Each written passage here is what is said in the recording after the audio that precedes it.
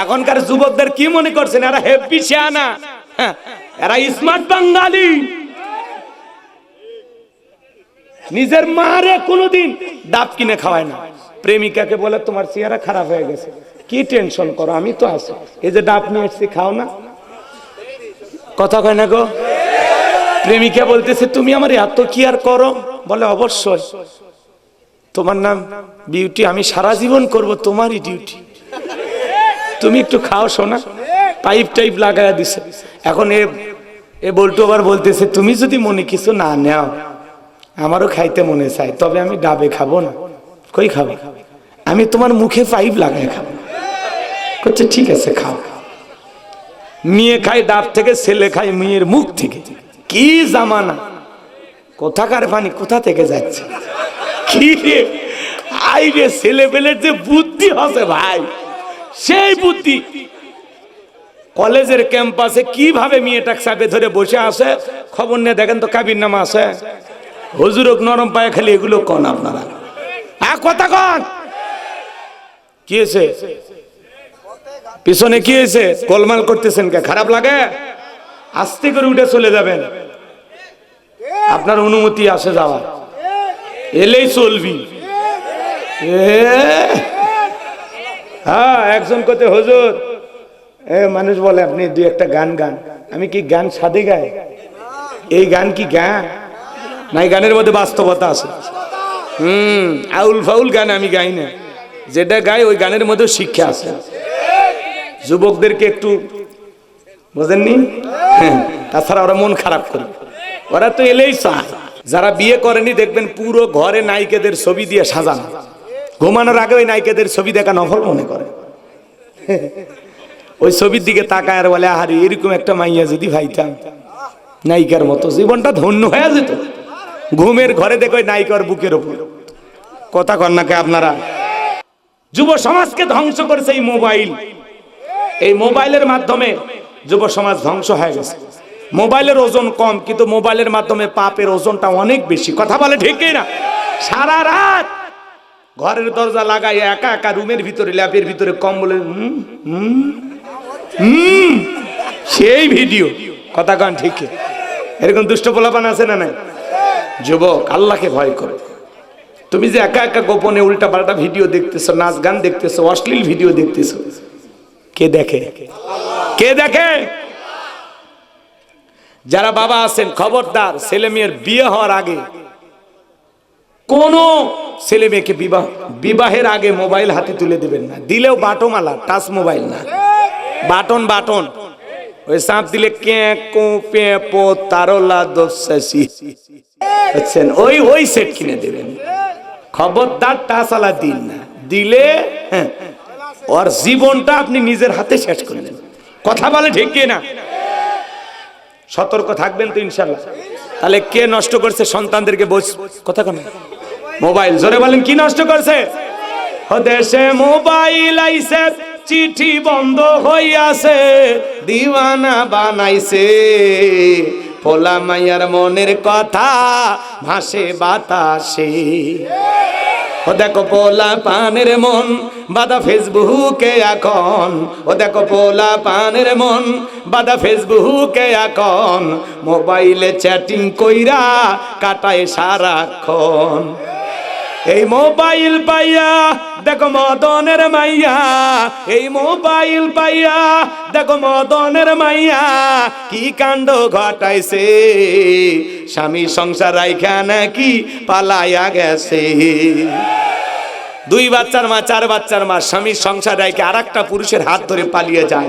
কেমনে পারলি রে পাশানি ডাইনি ছলনাময়ী, কেমনে পারলি? যেই নারী 2টা বাচ্চা 4টা বাচ্চা রাইখা আর একটা পুরুষের হাত ধরে বাড়ি থেকে পালিয়ে যায়, ওটা নারী না, ওটা নারী জাতির কলঙ্ক। আজকে পরকীয়ার অভিশাপে হাজারো পরিবার পুড়ে যায়।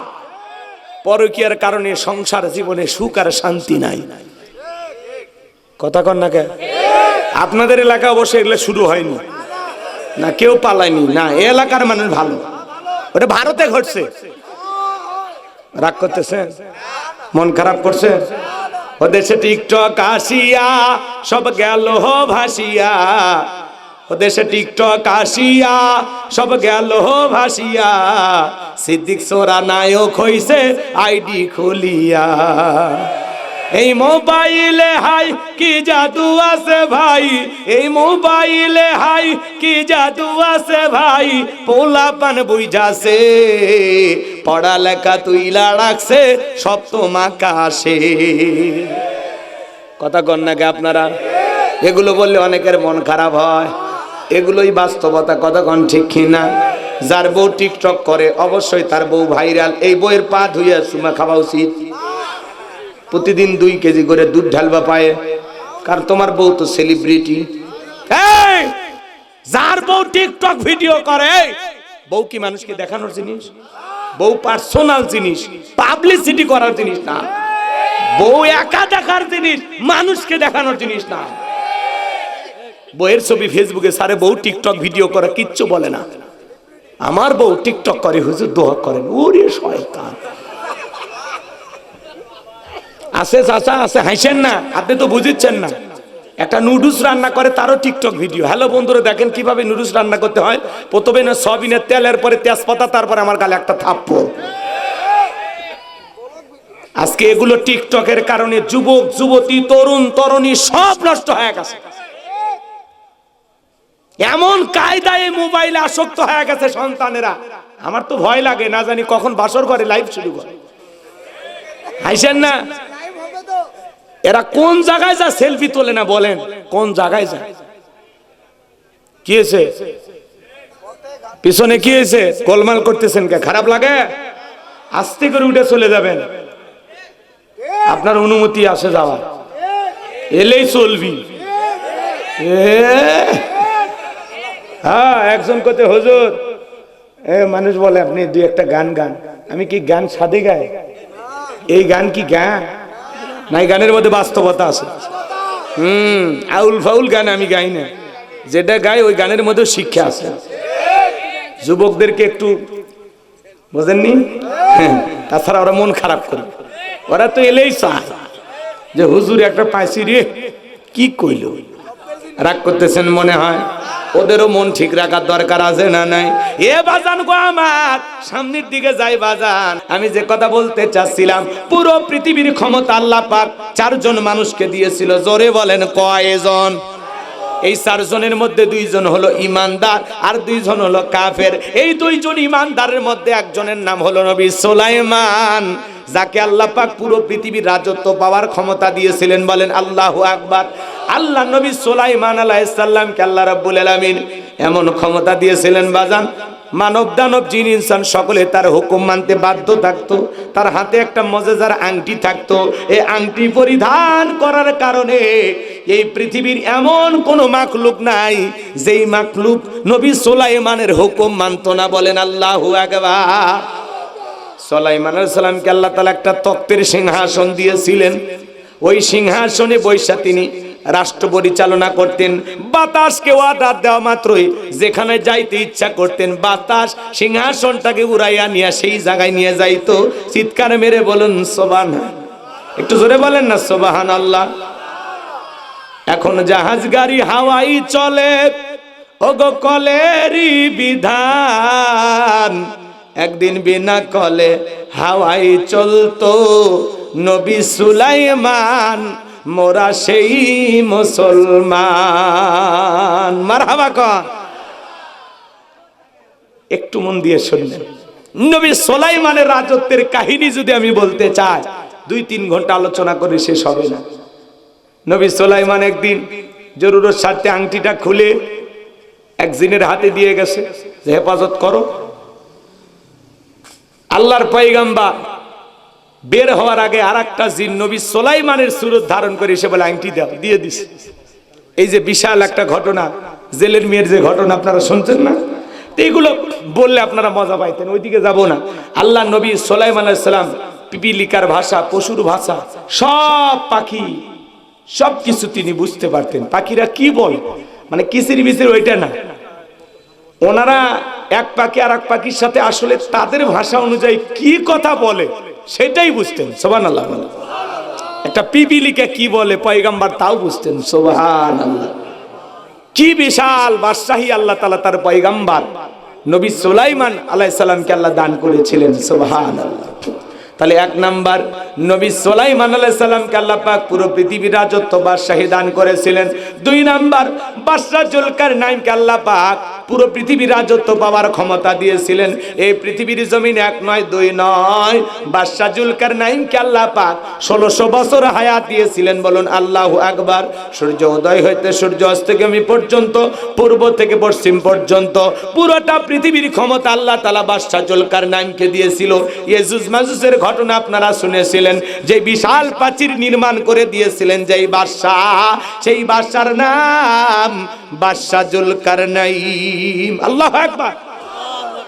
তাহলে দুইজন ইমানদার নবী সুলাইমান আর বাদশা জুলকারনাইন, তাদেরকে আল্লাহ রাব্বুল আলামিন পুরো পৃথিবীর রাজত্ব বাদশাহী দান করেছিলেন। আর দুইজন কাফিরকে আল্লাহ রাব্বুল আলামিন পুরো পৃথিবীর রাজত্ব পাওয়ার ক্ষমতা দিয়েছিলেন।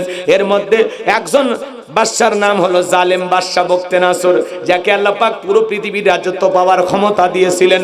ওই জামান আল্লাহ তাআলা তার একজন পয়গম্বর পাঠিয়েছিলেন, নবীর নাম হলো দানিয়েল।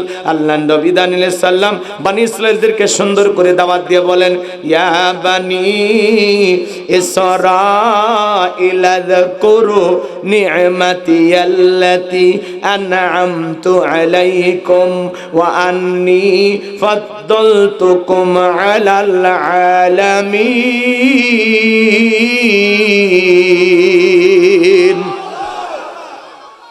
আল্লাহ রাব্বুল আলামিন জানিয়ে দিলেন, আল্লাহ নবী দানিয়েল সাল্লাম বনি ইসরাঈলের উম্মতদেরকে ডেকে বলেন, ও বনি ইসরাঈলের উম্মতেরা, দাম্ভিকতা করো না, অহংকার করো না, আল্লাহ তাআলার কৃতজ্ঞতা আদায় করো, আল্লাহ তাআলার নিয়ামতের শুকরিয়া আদায় করো। এক সময় তোমাদের বাপ দাদারা কৃতদাস ছিল, মানুষের বাড়িতে চাকরের কাজ করত, গোলামির কাজ করত। সেই গোলামির জিন্দেগি থেকে আল্লাহ পাক তোমাদেরকে স্বাধীন করেছেন, মুক্ত করেছেন। ও বনি ইসরাঈলের উম্মতেরা, এখনো আল্লাহ তাআলার সেই নিয়ামতের শুকরিয়া আদায় করো, এখনো সময় আছে সেই রবের প্রশংসা করো। পয়গম্বরের কথা শুনে উম্মতরা ডেকে বলে, পয়গম্বর, পুরান দিনের গল্প শোনায় লাভ নাই, বাপ দাদা কি করেছিল আমরা জানতে চাই না, আমরা ভালো আছি, সুন্দর আছি, বিধায় আপনার কথা মানার সুযোগ নাই। আল্লাহর পয়গম্বর ডেকে বলে, শোনো, এখনো সময় আছে, গাছের পূজা করো না, মাছের পূজা করো না, চন্দ্রের পূজা করো না, এক আল্লাহর ইবাদত করো, এখনো সময় আছে, তোমরা পরিবর্তন হয়ে যাও। আল্লাহর পয়গম্বর দানিয়েল আলাইহিস সালাম দিনে দাওয়াত দেয়, রাতে দাওয়াত দেয়, সকালে দাওয়াত দেয়, কোনো মতেই তারা দাওয়াত গ্রহণ করলো না। কারণ বনি ইসরাঈল উম্মতেরা ছিল ঠেটা, খুব বেশি চালাক, অতি চালাকে, খুব বেশি চালাক। পয়গম্বর এতই সুন্দর করে বুঝায়, কিন্তু না, পয়গম্বরের কথাকে তারা কর্ণপাত করলো না। আল্লাহ নবী দানিয়েল আলাইহিস সালাম তখন পরিশেষে দাওয়াত দিতে দিতে ক্লান্ত হয়ে বলল, শোনো, কোন কওমের মানুষ যদি, কোন জাতির মানুষ যদি দাম্ভিকতা অহংকার করে, আল্লাহ পাক তখন ওই জাতিকে সাইজ করার জন্য দুই ধরনের আযাব আর গজব পাঠায়। এক নাম্বার হলো আসমান জমিনের আযাব আর গজব দিয়ে আল্লাহ তাদেরকে ধ্বংস করে দেয়, আর না হয় তাদের ভাগ্যে জালেম শাসক পাঠায় দেয়। এখনো সময় আছে, তোমরা পরিবর্তন হয়ে যাও। না, তারা কোনো মতেই পরিবর্তন হলো না।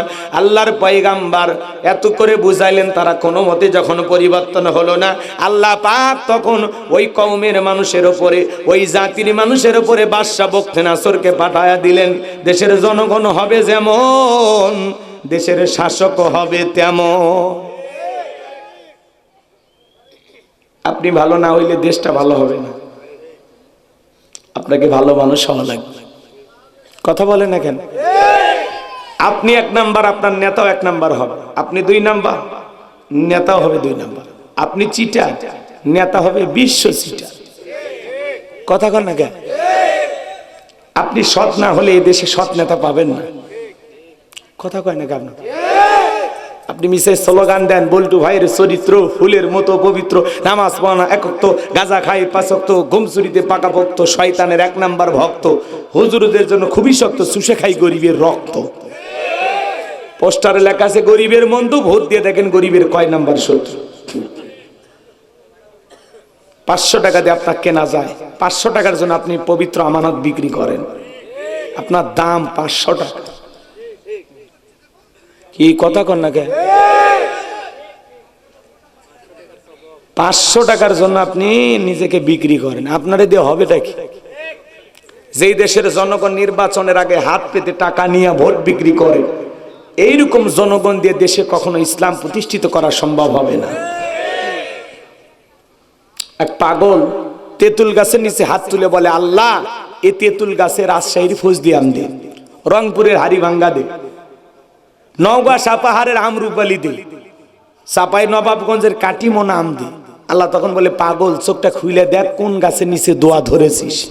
তেঁতুল গাছের নিচে দাঁড়াইয়া কিয়ামত পর্যন্ত আম চাইলে যেমন পাওয়া যাবে না, নির্বাচনের আগে নেতার কাছে 500 টাকা 1000 টাকার বিনিময়ে ভোটটা বিক্রি করে উমরের মতো নেতা চাইলে এই দেশে পাওয়া যাবে না, যাবে না। কথা বলেন ঠিক কিনা? আপনি যখন বলেন আল্লাহ এই দেশের নেতাদেরকে উমরের মতো বানায় দাও, আল্লাহ তখন বলে, উমরের দেশে থাকার মতো জনগণ হতে পেরেছি, আগে নিজে ভালো। গাছের গোড়া ঠিক মাথা ঠিক। আপনারাই পারেন দেশটাকে নতুন করে সাজাইতে, আপনারাই পারেন দেশটাকে পরিবর্তন করতে। কথা বলুন ঠিক কিনা? সব দোষ নেতাদের দিয়ে লাভ আছে। একটা নির্বাচন করতে যায় যদি একটা নেতার 2-4 কোটি খরচ হয়, তো তুলবে কোথা থেকে? টাকা কি গাছের ধরে নাকি? এই জন্য তো রাস্তার বেহাল দশা। ডেলিভারি রোড এখনো এই দেশে এই রাস্তা আছে, আর এই দেশের নাম বলে সিঙ্গাপুর। কিসের সিঙ্গাপুর? এখনো মদনপুরি হয়নি। এটা রাস্তা, হ্যাঁ এটা রাস্তা। রাগ করছেন আপনারা? কে রে ভাই, বৃষ্টি হলে আপনারা যান কেমনি? আমি তো মাথা খেলে না। ওরা এসে দেখেন মাইক ধরে আর কান্দে আর বলে, এই বৃষ্টির দিনে আপনাদের কাদো হয়, ছেলে মেয়ে স্কুলে যেতে পারে না, আমাকে একটাবার সুযোগ দেন, আমি পাকা করে দেব। রাস্তা পাকা করবে না, ওর পকেট পাকা করবে। সব ধান্দাবাজ সিটিয়ার। কথা কর। খালি ওয়াজ করলে হবে না, মাঝে মাঝে ওয়াশও করা লাগবে। যাই ভোট চাপে আসবি, ভাই কোন রাস্তা দিয়ে আসেন? কি রাস্তার কি পিচ আছে? কয় না। আগে করে আমরা নতুন পিচের উপর দিয়ে হাঁটে যায় আপনার মার্কা ছিল মেরে আসবে। না হলে নলগড়িয়ার মানুষ ভোট কেন্দ্রে যাবে না। আল্লাহর ফেরেশতাও নির্বাচনে দাঁড়ালে দরকার নেই। ভাগ্যের উন্নয়ন হয় না, এটা রাস্তা হয় না। ভোট দিবার যাবেন কাক? বাড়িতে ওই দিন বোক সময় দিবে। কি কথা কয় না? কাক ভোট দিবে যাবেন?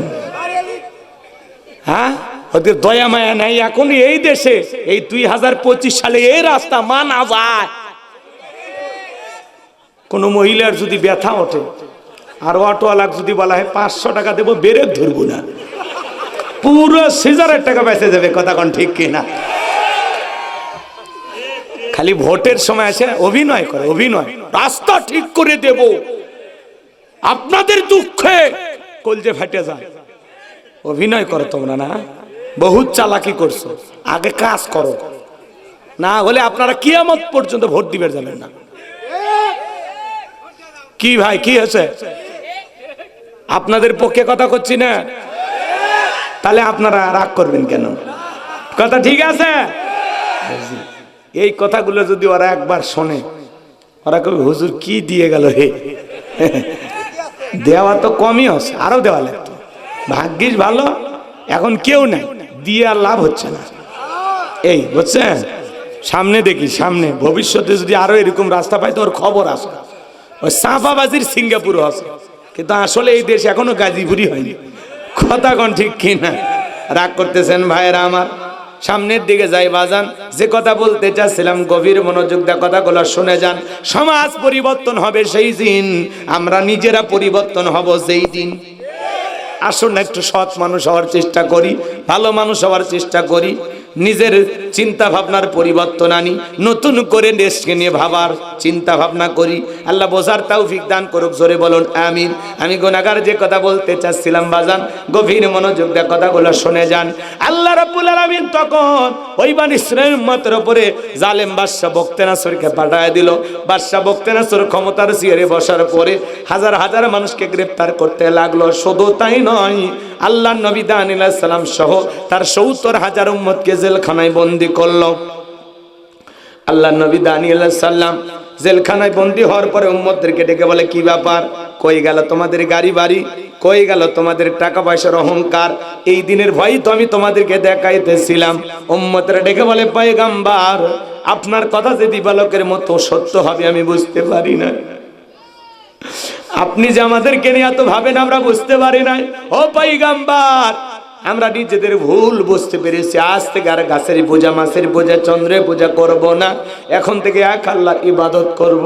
আল্লাহর পয়গম্বর ডেকে বলে, শোনো, যদি তোমরা তওবা করে ফিরে আসতে চাও, আজকে রাত 12টার পরে আমি যখন আল্লাহ বলে ডাক দেব, আমার সঙ্গে তোমরা সবাই ঘুম থেকে জাগ্রত হইয়া আল্লাহ বলে ডাক দিবা। একমাত্র আল্লাহই পারে জালেমের জেলখানা থেকে মুক্ত করার ব্যবস্থা করে দিতে।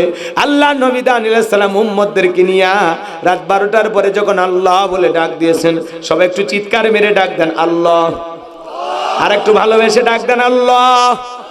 আল্লাহর পয়গম্বর যখন চিৎকার মেরে আল্লাহ বলে ডাক দিয়েছেন, পয়গম্বরের সাথে থাকা ৭০,০০০ উম্মত জাগ্রত হয়ে আল্লাহ বলে ডাক দিয়েছেন।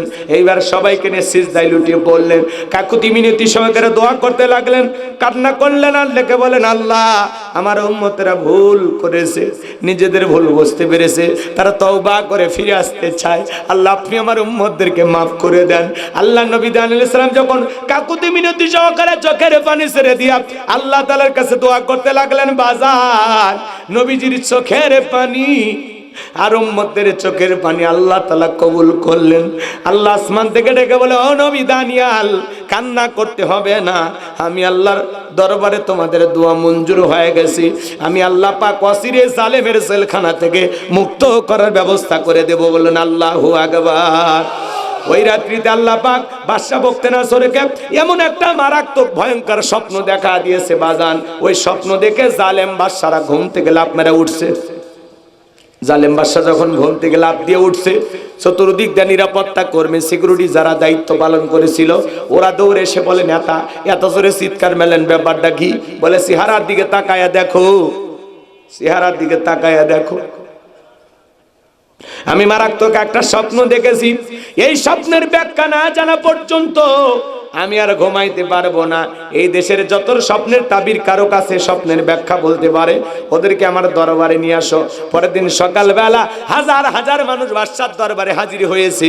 জালেম বাদশা বখতিয়ানাসর যখন স্বপ্নের কথা বলতে যাবে, ওই সময় আল্লাহ রাব্বুল আলামিন বাদশা বখতিয়ানাসরের মাথার মেমোরিতে থাকা সমস্ত স্বপ্নের কথাগুলো নিয়ে যায় আল্লাহ নবী দানিয়েল আলাইহিস সালামের মাথার মেমোরিতে সেভ করে দিলেন। বলেন সুবহানাল্লাহ।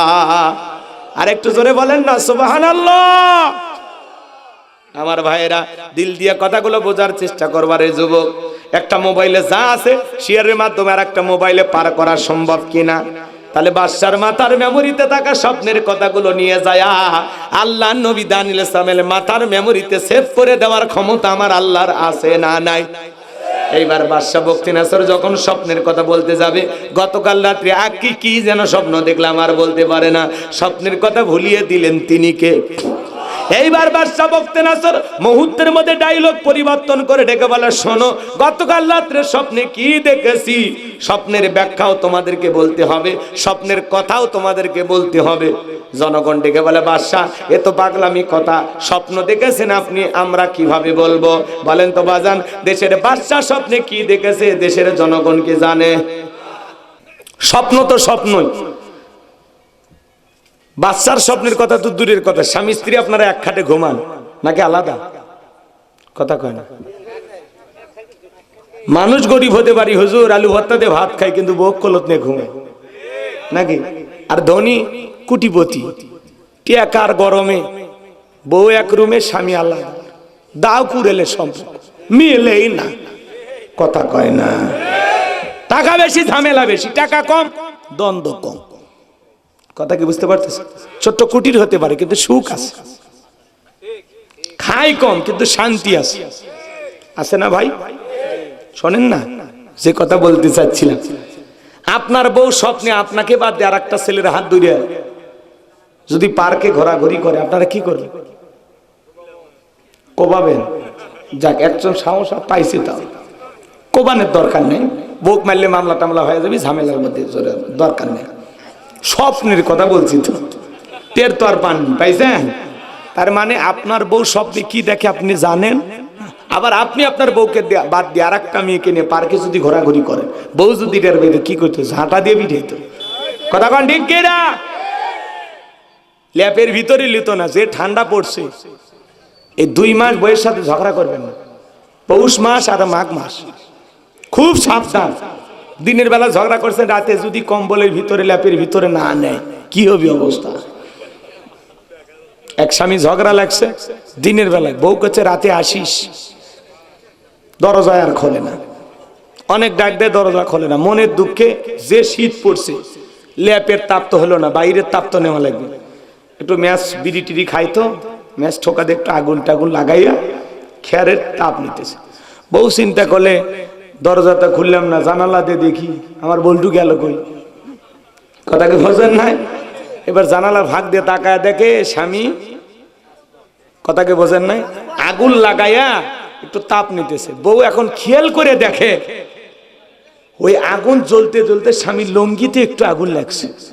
চিন্তা করে যে কায়দায় লঙ্গিতে আগুন ধরছে, যদি চুপ থাকি কথা না বলি তো সব পুরে ছাই হয়ে গেলে তো আমারই ক্ষতি। তখন বউ ইশারা ইঙ্গিতে ইনডাইরেক্ট অ্যাঙ্গেল একটু মার দিয়ে বলতেছে, আমি কারোর সাথে কথা বলবো না, কারো লঙ্গিতে আগুন লাগলেও বলবো না। স্বামী তাকা দেখে, ওরে বাবা, কথা তো সত্য, লঙ্গিতে আগুন লাগছে। আগুন নিবাইয়া দরজা এসে ডাকে আর বলে, বউ তোর পা ধরি, একটা বার খালি দরজা খুলে দে, আর কোনো দিন তোর সাথে ঝগড়া করবো না। কি বাসানটা বাসায় দিলি, আর যদি সব পুড়ে যায় তো আমার কি হইত? রাগ করতেছেন কি আপনারা? এই জন্যই পৌষ মাস আর মাঘ মাস সাবধান, বইয়ের সাথে ঝগড়া করা যাবে।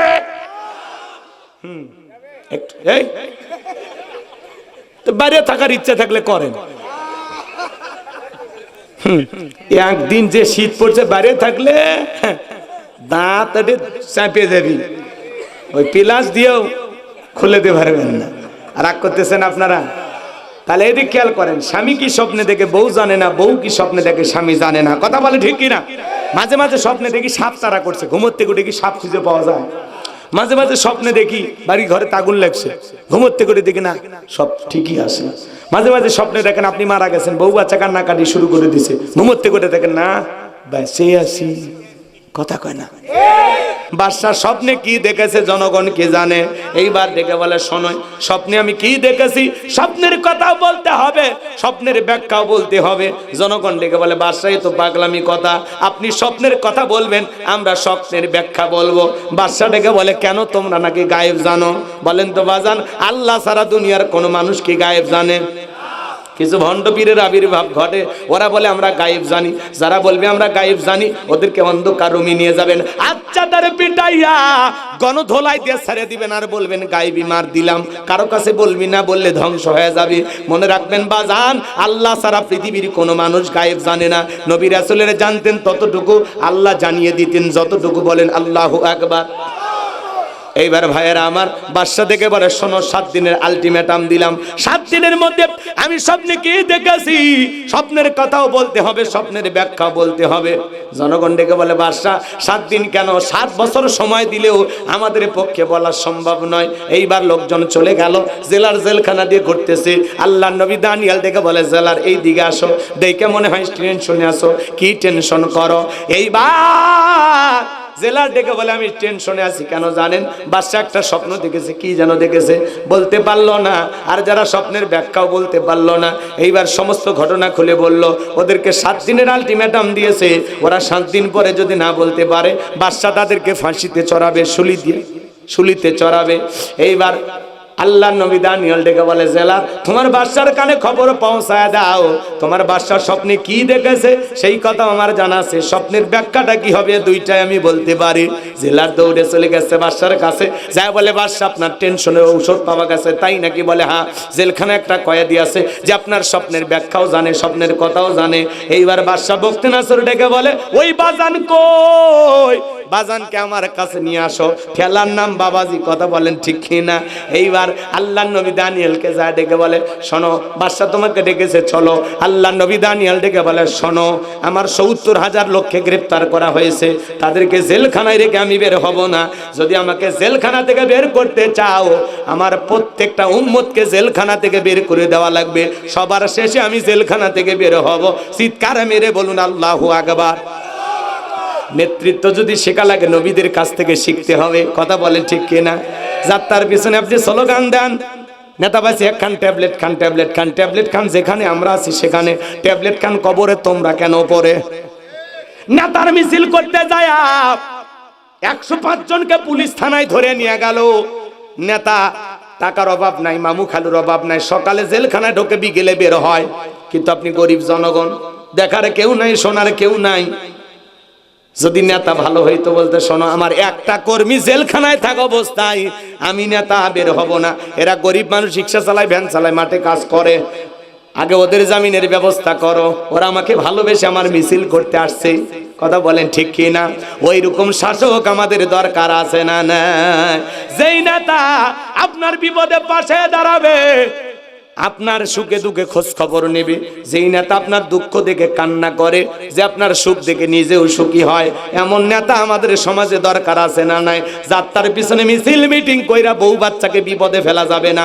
আপনি 6 মাস জেলখানায় গেলেও যেন তারা এসে আপনার পরিবারের খোঁজ খবর নেয়, বাজার চালায়, আপনার ছেলে মেয়ের স্কুলের খরচ দেয়, কথা বলেন ঠিক না? যাত্রার পিছনে লাভ দিয়ে জীবনটা নষ্ট করেন, বুঝে লাভ দেন, বুঝে। ওরা ঠিকই ভালো থাকে, ভালো থাকি না আপনি আর আমি, কথা কন? জুলুম নির্যাতন এই দেশে কম হয়েছে, আর উনি আমাদেরকে রেখে পালিয়ে যায়, কথা কন না কে? আর ওনার ছেলে বলে আমার মা আসার পরে আপনাদের কি হবে আমরা জানি না, তো তোমরা জানো না, তো এতদিন কি করলে? হাল চাষ করলে। এই ধরনের কথা যারা বলে তারা কখনো জনগণকে ভালোবাসে না। আসলে আপনাদের ভাষাগুলো একটু পরিবর্তন হওয়া দরকার। রাগ করতেছেন? বাজান মন খারাপ করছেন আপনারা? একটা তাকবীর দেন, লিল্লাহে তাকবীর। তাহলে নেতা সেইটা যেই নেতা জনগণের দুঃখে কাঁদে, জনগণের সুখে হাসে, জনগণকে বিপদে ফেলে দূরে চলে যায় না, বিপদে জনগণকে বুক দিয়ে আগলায় রাখে, ওই নেতার নেতৃত্বে নতুন বাংলাদেশ হবে। কথা ক্লিয়ার না? ভেজাল আছে চাচা? কোনো ভেজাল নাই। ওই জন্য বলতেছি বাজান বুঝে শুনে মিছিল মিটিং করেন, ঠিক আছে? লাফালাফি বুঝে বুঝে করবেন।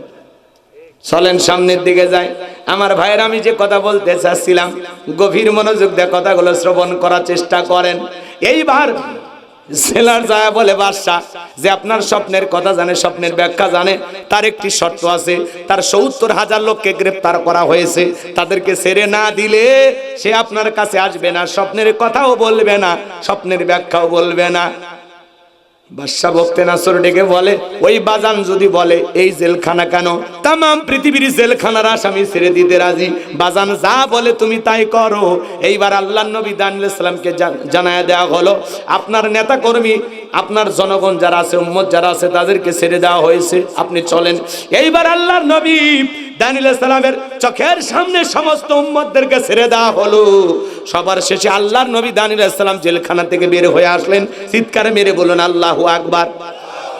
এইবার জালেম বাদশা বক্তে নাসরের দরবারে প্রবেশের নিয়ম হলো যত মানুষ প্রবেশ করে মাথা নত করে প্রবেশ করে।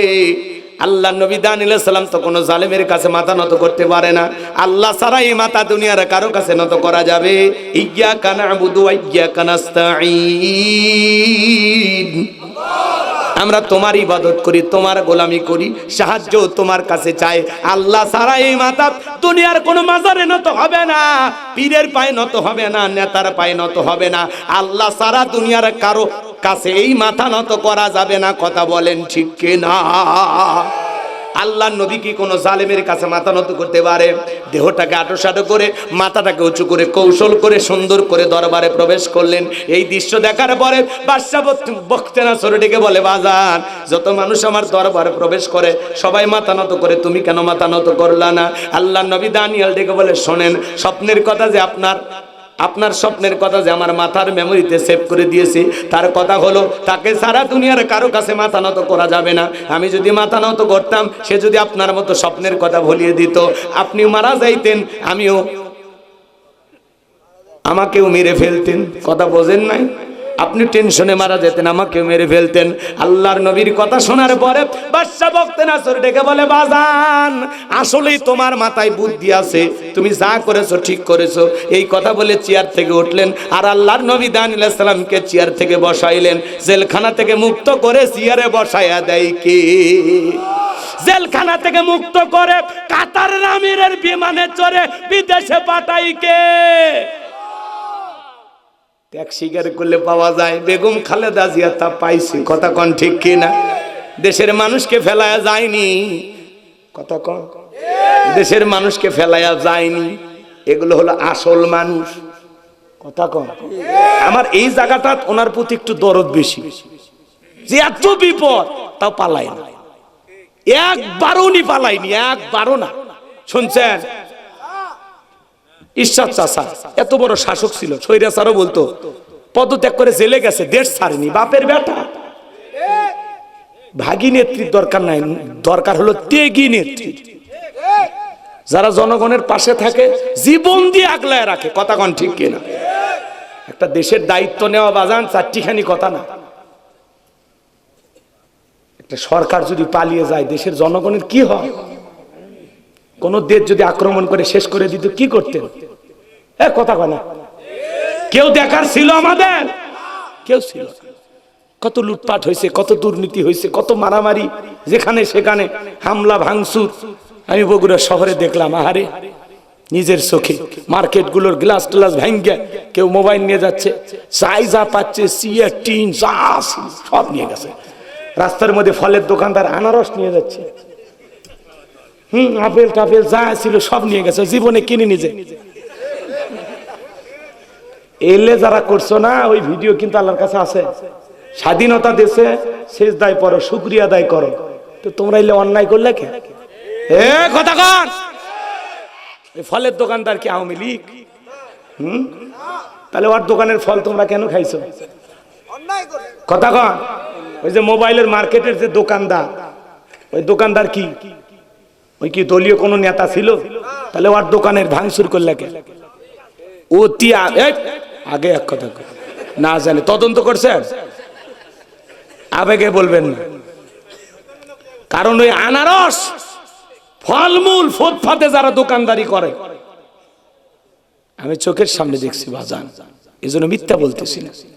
এটা করা অন্যায়, এগুলো করা ঠিক না।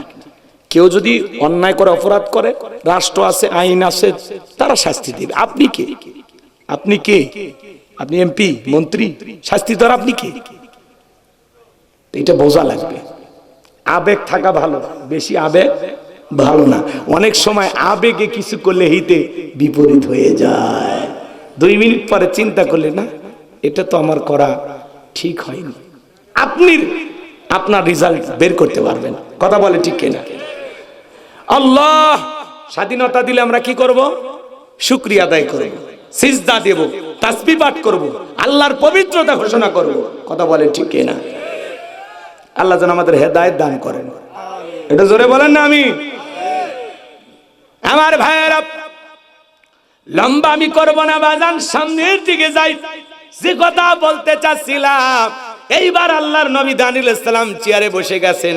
তাহলে জেলখানা থেকে চেয়ারে বসাইয়া দেন তিনি কে? সে আল্লাহ আজও আছে না নাই?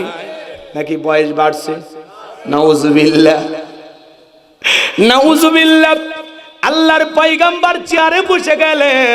এইবার বাদশা বখতেনাছর পয়গম্বরের নিচে এই জায়গায় হাঁটুর কাছাকাছি বৈশা বলে, বাবা, স্বপ্নে কি দেখেছি তাড়াতাড়ি বলো।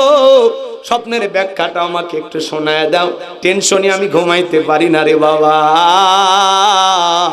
আল্লাহ নবী দানিয়েল আলাইহিস সালাম এবার স্বপ্নের কথাও বলবেন, স্বপ্নের ব্যাখ্যাও বলবেন। আপনারা কি শুনবেন? কাদের শুনতে মনে চাই? যারা যারা শুনতে রাজি দুই হাত তুলে দেখান, লিল্লাহে তাকবীর, লিল্লাহে তাকবীর। হাত নামান। না আমরা দোয়া করি, ওর মধ্যে আসুক।